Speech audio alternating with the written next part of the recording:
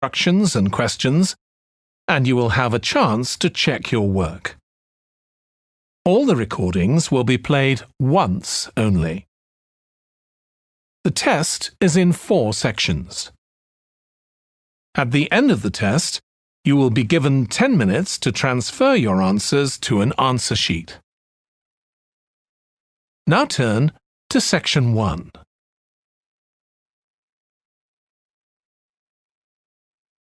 Section 1. You will hear a phone conversation between Alex, an employee at a company called JPNW, and Martha, who wants to work as a trainee at the company. First, you have some time to look at questions 1 to 7.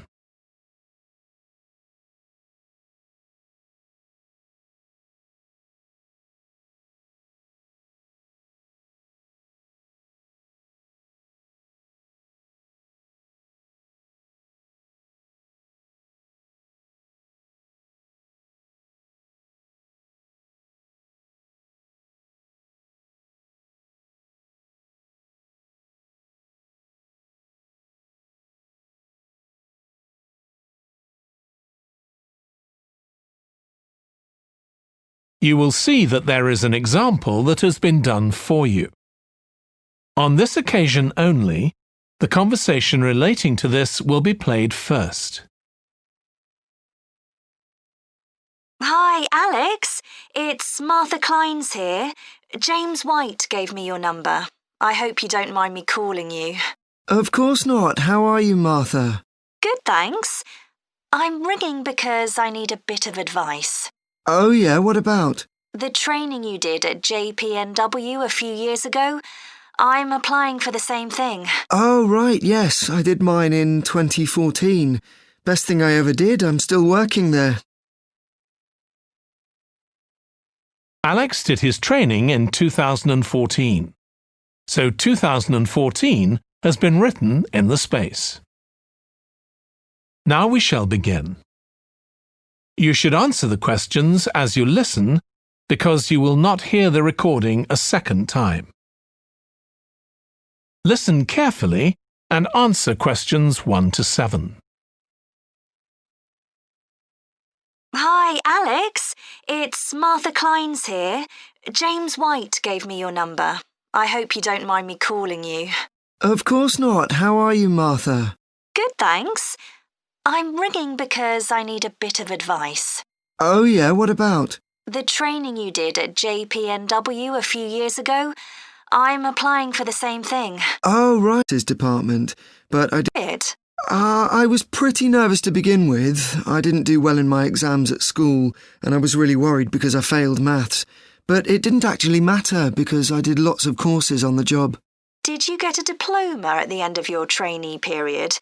I'm hoping to do the one in business skills. Yes, that sounds good. I took the one on IT skills, but I wish I'd done that one instead. OK, that's good to know. What about the other trainees? How did you get on with them? There were about 20 of us who started at the same time, and we were all around the same age. I was 18, and there was only one person younger than me who was 17. The rest were between 18 and 20. I made some good friends. I've heard lots of good things about the training at JPNW. It seems like there are a lot of opportunities there. Yeah, definitely. Because of its size, you can work in loads of different areas within the organisation. What about pay? I know you get a lower minimum wage than regular employees. That's right, which isn't great. But you get the same number of days holiday as everyone else. And the pay goes up massively if they offer you a job at the end of the training period. Yeah, but I'm not doing it for the money. It's the experience I think will be really useful. Everyone says by the end of the year you gain so much confidence. You're right, that's the most useful part about it. There's a lot of variety too. You're given lots of different things to do. I enjoyed it all. I didn't even mind the studying. Do you have to spend any time in college? Yes, 1 day each month. So you get lots of support from both your tutor and your manager. That's good. And the company is easy to get to, isn't it? Yes, it's very close to the train station, so the location's a real advantage. For the rest of the phone conversation, you have some time to look at questions 8 to 10.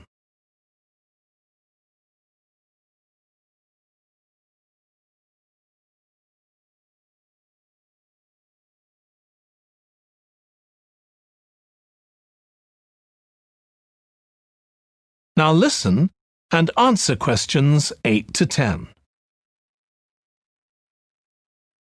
Have you got a date for your interview yet? Yes, it's on the 23rd of this month.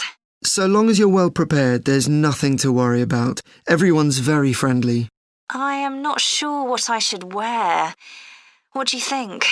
Nothing too casual, like jeans, for example. If you've got a nice jacket, wear that with a skirt or trousers. OK, thanks. Any other tips? Well, I know it's really obvious, but arrive in plenty of time. They hate people who are late. So make sure you know exactly where you have to get to. And one other useful piece of advice my manager told me before I had the interview for this job is to smile, even if you feel terrified. It makes people respond better to you. I'll have to practice doing that in the mirror. Yeah, well, good luck. Let me know if you need any more information. Thanks very much. That is the end of section 1. You now have half a minute to check your answers.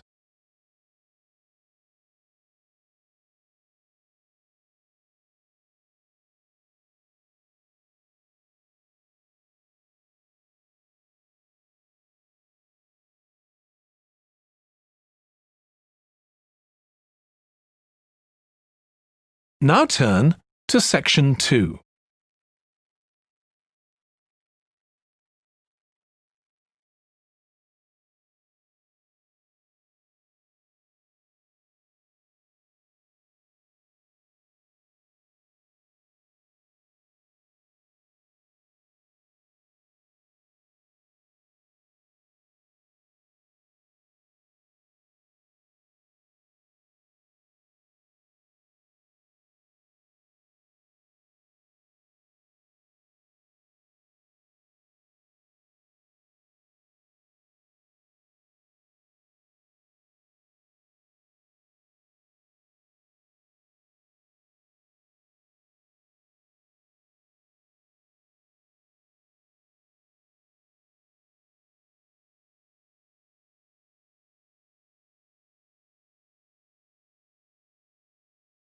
No centre in New Zealand, welcoming a group of visitors to the centre.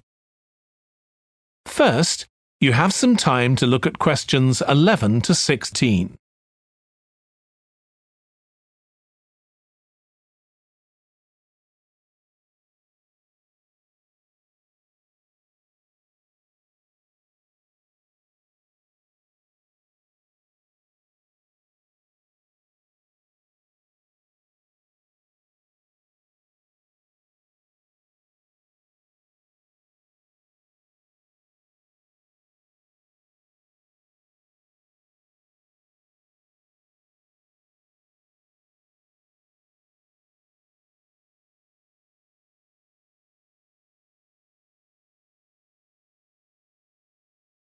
And answer questions 11 to 16. Hi everyone, welcome to the Snow Centre. My name's Annie. I hope you enjoyed the bus trip from the airport. We've certainly got plenty of snow today. Well, you've come to New Zealand's premier snow and ski centre, and we've a whole load of activities for you during your week here. Most visitors come here for the cross-country skiing, where you're on fairly flat ground for most of the time, rather than going down steep mountainsides. There are marked trails, but you can also leave these and go off on your own, and that's an experience not to be missed. You can go at your own speed. It's great aerobic exercise if you really push yourself. Or, if you prefer, you can just glide gently along and enjoy the beautiful scenery. This afternoon, you'll be going on a dog sled trip. You may have seen our dogs on TV recently racing in the Winter Sled Festival. If you want, you can have your own team for the afternoon and learn how to drive them, following behind our leader on the trail. Or if you'd prefer, you can just sit back in the sled and enjoy the ride as a passenger. At the weekend, we have the team relay event, and you're all welcome to join in. We have a local school coming along, and a lot of the teachers are taking part too. Participation rather than winning is the main focus, and there's a medal for everyone who takes part. Participants are in teams of 2 to 4, and each team must complete 4 laps of the course. For your final expedition, you'll head off to Mount Frenna wearing a pair of special snowshoes which allow you to walk on top of the snow. This is an area where miners once searched for gold, though there are very few traces of their work left now. When the snow melts in summer, the mountain slopes are carpeted in flowers and plants. It's a long ascent, though not too steep, and walkers generally take a couple of days to get to the summit and return. You'll spend the night in our hut halfway up the mountain. That's included in your package for the stay. It's got cooking facilities, firewood and water for drinking. For washing, we recommend you use melted snow, though, to conserve supplies. We can take your luggage up on our snowmobile for you for just $10 a person. The hut has cooking facilities, so you can make a hot meal in the evening and morning, but you need to take your own food. The weather on Mount Frenna can be very stormy. In that case, stay in the hut. Generally, the storms don't last long. Don't stress about getting back here to the centre in time to catch the airport bus. They'll probably not be running anyway. We do have an emergency locator beacon in the hut, but only use that if it's a real emergency, like if someone's ill or injured. Before you hear the rest of the talk, you have some time to look at questions 17 to 20.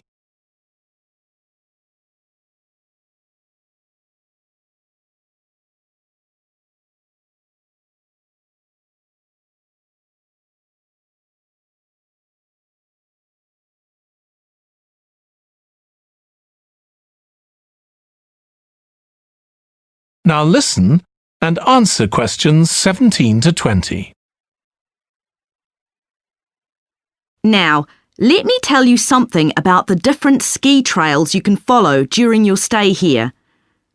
Highland Trail's directly accessible from where we are now. This trail's been designed to give first-timers an experience they'll enjoy regardless of their age or skill, but it's also ideal for experts to practice their technique. Then there's Pine Trail. If you're nervous about skiing, leave this one to the experts. You follow a steep valley looking right down on the river below. Scary!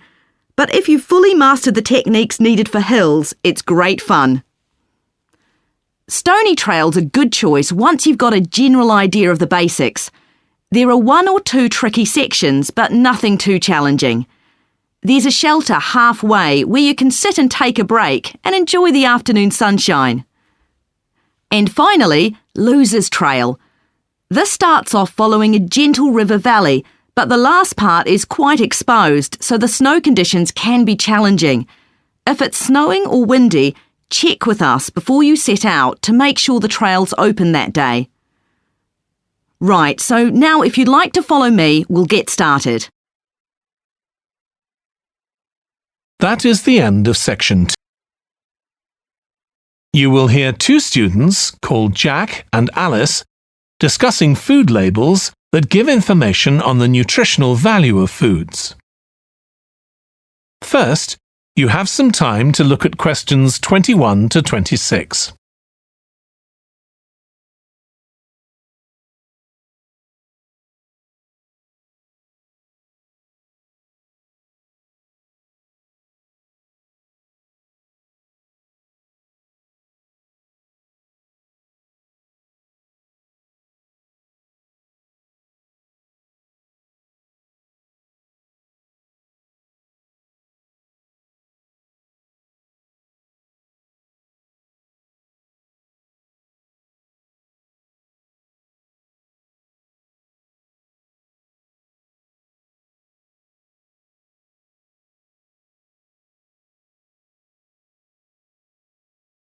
Now listen carefully and answer questions 21 to 26. I've still got loads to do for our report on nutritional food labels. Me too. What did you learn from doing the project about your own shopping habits? Well, I've always had to check labels for traces of peanuts in everything I eat because of my allergy. But beyond that, I've never really been concerned enough to check how healthy a product is. This project has actually taught me to read the labels much more carefully. I tended to believe claims on packaging, like low in fat. But I now realise that the healthy yoghurt I've bought for years is full of sugar, and that it's actually quite high in calories. Ready meals are the worst. Comparing the labels on supermarket pizzas was a real eye-opener.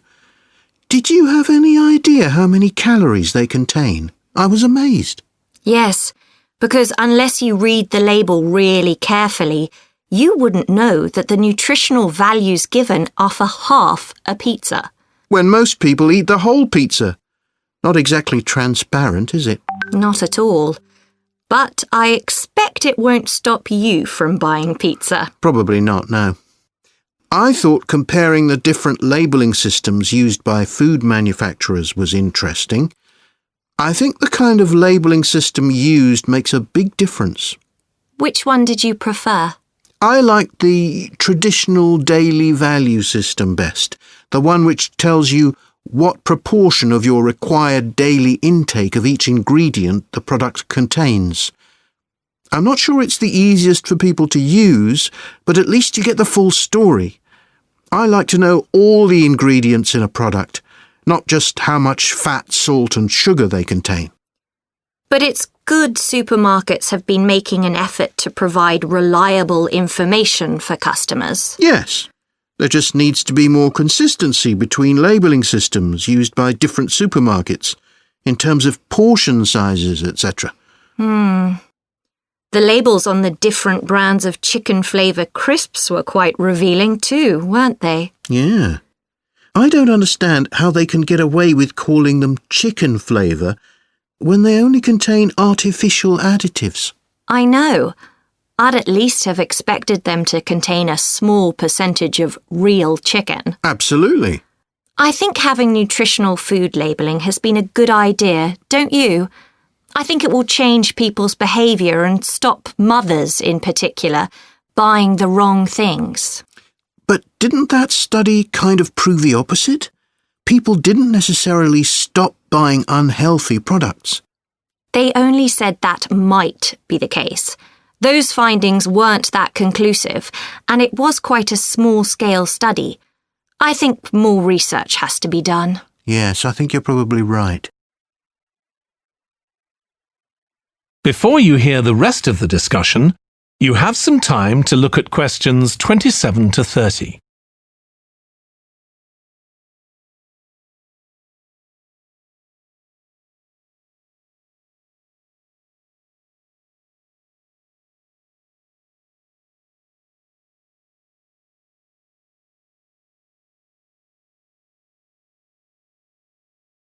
Now listen and answer questions 27 to 30. What do you think of the traffic light system? I think supermarkets like the idea of having a colour-coded system, red, orange or green, for levels of fat, sugar and salt in a product. But it's not been adopted universally, and not on all products. Why do you suppose that is? Pressure from the food manufacturers. Hardly surprising that some of them are opposed to flagging up how unhealthy their products are. I'd have thought it would have been compulsory. It seems ridiculous it isn't. I know. And what I couldn't get over is the fact that it was brought in without enough consultation. A lot of experts had deep reservations about it. That is a bit weird. I suppose there's an argument for doing the research now when consumers are familiar with this system. Yeah, maybe. The participants in the survey were quite positive about the traffic light system. But I don't think they targeted the right people. They should have focused on people with low literacy levels, because these labels are designed to be accessible to them. Yeah. But it's good to get feedback from all socio-economic groups, and there wasn't much variation in their responses. No. But if they hadn't interviewed participants face-to-face, they could have used a much bigger sample size. I wonder why they chose that method. Dunno. How were they selected? Did they volunteer or were they approached? I think they volunteered. The thing that wasn't stated was how often they bought packaged food. All we know is how frequently they used the supermarket. That is the end of section 3. Your answers.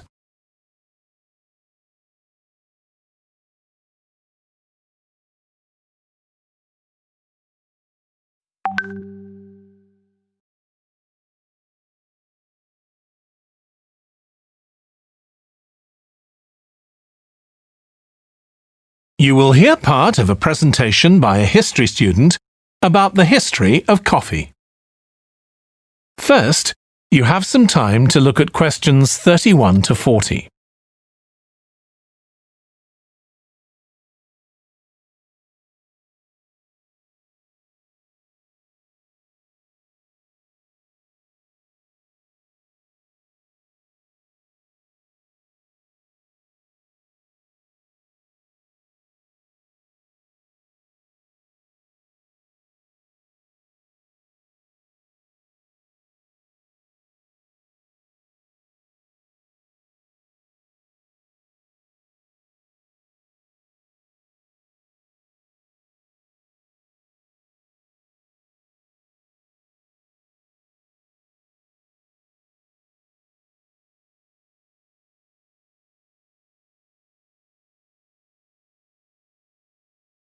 Now listen carefully and answer questions 31 to 40. In my presentation, I'm going to talk about coffee and its importance both in economic and social terms. We think it was first drunk in the Arab world, but there's hardly any documentary evidence of it before the 1500s, although of course that doesn't mean that people didn't know about it before then. However, there is evidence that coffee was originally gathered from bushes growing wild in Ethiopia, in the northeast of Africa. In the early 16th century, it was being bought by traders, and gradually its use as a drink spread throughout the Middle East. It's also known that in 1522, in the Turkish city of Constantinople, which was the centre of the Ottoman Empire, the court physician approved its use as a medicine. By the mid-1500s, coffee bushes were being cultivated in the Yemen, and for the next 100 years, this region produced most of the coffee drunk in Africa and the Arab world. What's particularly interesting about coffee is its effect on social life. It was rarely drunk at home, but instead, people went to coffee houses to drink it. These people, usually men, would meet to drink coffee and chat about issues of the day. But at the time, this chance to share ideas and opinions was seen as something that was potentially dangerous. And in 1623, the ruler of Constantinople demanded the destruction of all the coffee houses in the city, although after his death, many new ones opened, and coffee consumption continued. In the 17th century, coffee drinking spread to Europe, and here too, coffee shops became places where ordinary people, nearly always men, could meet to exchange ideas. Because of this, some people said that these places performed a similar function to universities. The opportunity they provided for people to meet together outside their own homes and to discuss the topics of the day had an enormous impact on social life, and many social movements and political developments had their origins in coffeehouse discussions.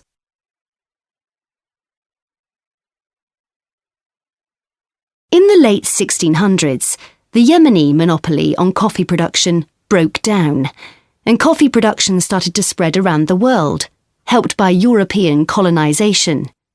Europeans set up coffee plantations in Indonesia and the Caribbean, and production of coffee in the colonies skyrocketed. Different types of coffee were produced in different areas, and it's interesting that the names given to these different types, like mocha or Java coffee, were often taken from the port they were shipped to Europe from. But if you look at the labour system in the different colonies, there were some significant differences. In Brazil and the various Caribbean colonies, coffee was grown in huge plantations, and the workers there were almost all slaves. But this wasn't the same in all colonies. For example, in Java, which had been colonised by the Dutch, the peasants grew coffee and passed a proportion of this on to the Dutch, so it was used as a means of taxation. But whatever system was used, under the European powers of the 18th century, coffee production was very closely linked to colonisation. Coffee was grown in ever-increasing quantities to satisfy the growing demand from Europe, and it became nearly as important as sugar production, which was grown under very similar conditions. However, coffee prices were not yet low enough for people to drink it regularly at home, so most coffee consumption still took place in public coffee houses, and it still remained something of a luxury item. In Britain, however, a new drink was introduced from China and started to become popular, gradually taking over from coffee, although at first it was so expensive that only the upper classes could afford it. This was tea, and by the late 1700s it was being widely drunk. However, when the USA gained independence from Britain in 1776, they identified this drink with Britain, and coffee remained the preferred drink in the USA, as it still is today. So, by the early 19th century, coffee was already being widely produced and consumed. But during this century, production boomed, and coffee prices started to fall. This was partly because new types of transportation had been developed, which were cheaper and more efficient. So now, working people could afford to buy coffee. It wasn't just a drink for the middle classes. And this was at a time when large parts of Europe were starting to work in industries. And sometimes this meant their work didn't stop when it got dark. They might have to continue throughout the night. So the use of coffee as a stimulant became important. It wasn't just a drink people drank in the morning for breakfast. There were also changes in cultivation.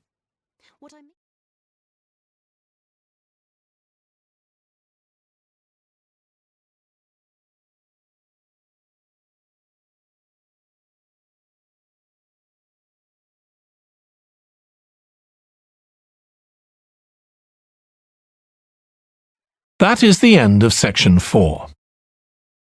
You now have half a minute to check your answers.